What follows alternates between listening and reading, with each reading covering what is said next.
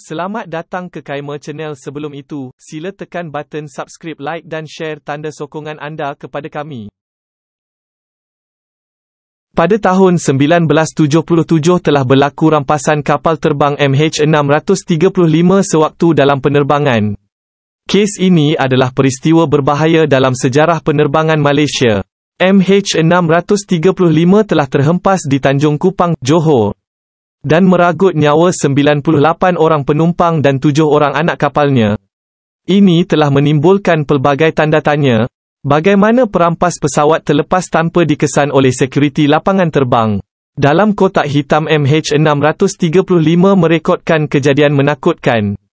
Pada 4 Disember 1977, pesawat MH635 sedang berada di landasan lapangan terbang antarabangsa Pulau Pinang untuk membuat penerbangan yang akan berlepas pada jam 7.15 petang. Destinasinya adalah lapangan terbang Sultan Abdul Aziz Shah, Subang.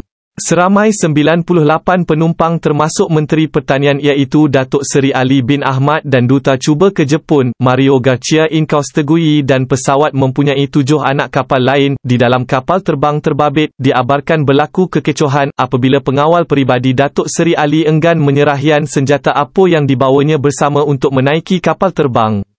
Tapi akhirnya mereka dibenarkan menaiki penerbang itu tidak lama kemudian. Kapal terbang MH635 itu telah dipandu oleh Kapten G.K. Ganjor dan pegawai pertama Karamuzaman Jali. Pesawat telah berlepas meninggalkan landasan lapang terbang ke destinasi yang dituju. Lebih kurang setengah jam kemudian, pesawat hampir dengan lapangan terbang Subang dan persediaan untuk mendarat.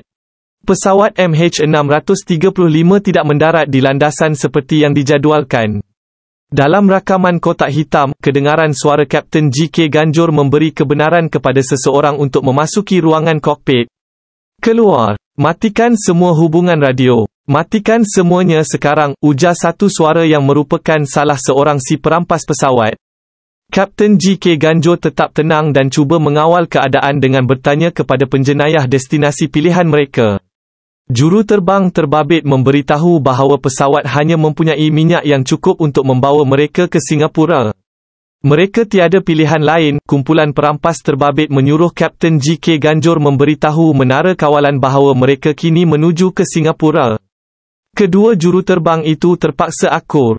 Kapten G.K. Ganjor sempat memberitahu salah seorang pramugara untuk pergi menenangkan penumpang untuk mengelakkan panik tercetus.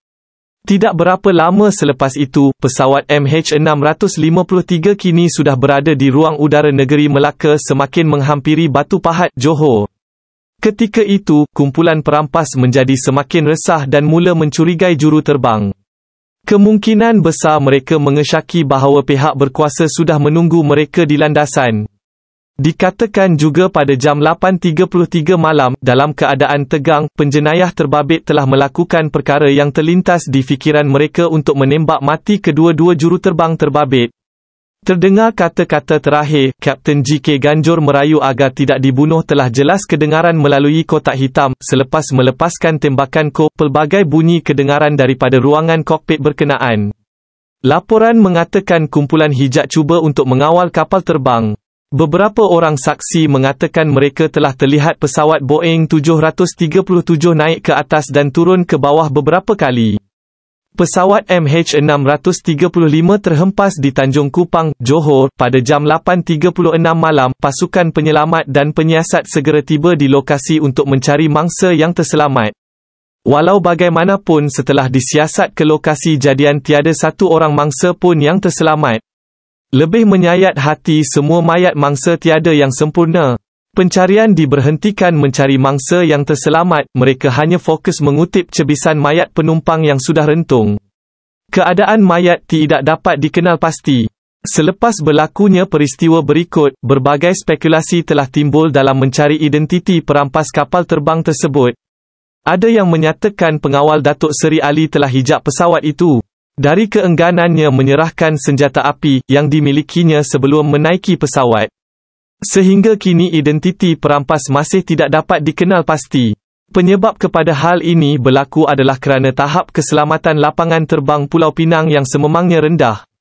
Ia tersenarai sebagai antara lapangan terbang yang paling mudah berlakunya jenayah oleh International Federation of Airline Pilots Association.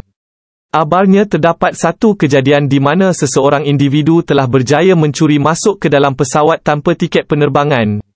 Perkara itu hanya disedari pihak penerbangan apabila seorang penumpang mengadu tempat duduknya diambil oleh orang yang tidak dikenali.